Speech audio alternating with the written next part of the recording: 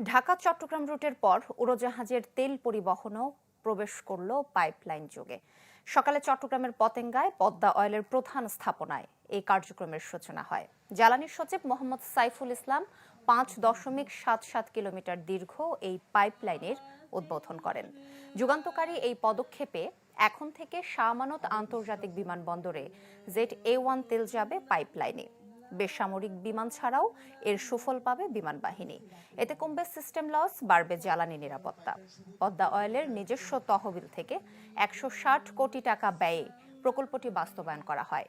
বিপিসির chairman Aminul Ahsan, চট্টগ্রামের air অধিনায়ক air vice marshal Haider Abdullah, Shah Amanat বিমানবন্দরের পরিচালক গ্রুপ ক্যাপ্টেন শেখ আব্দুল্লাহ আলমগীর এবং পদ্মার ব্যবস্থাপনা পরিচালক মফিজুর রহমান অনুষ্ঠানে উপস্থিত ছিলেন।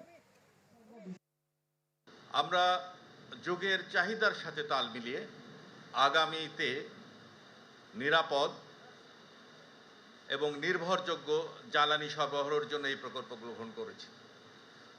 শুধু টাকার অঙ্কে হিসাব করলে কিন্তু হবে না, আমাকে হিসাব করতে হবে আমি কোয়ালিটি প্রোডাক্ট এবং সঠিক কোয়ান্টিটি প্রোডাক্ট দিতে পারছি কিনা।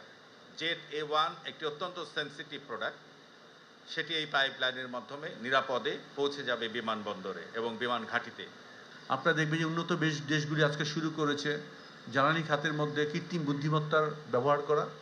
সেই বিষয়গুলিকে আমাদের আনতে হবে। যদি এখানে স্ক্যাডা সিস্টেম আনা হচ্ছে, কিন্তু আমরা এখন পর্যন্ত আমরা যে পরিমাপ করি আমাদের যে ফুয়েলের ক্ষেত্রে, সেটা আমরা এখন ম্যানুয়াল পদ্ধতিতে করি।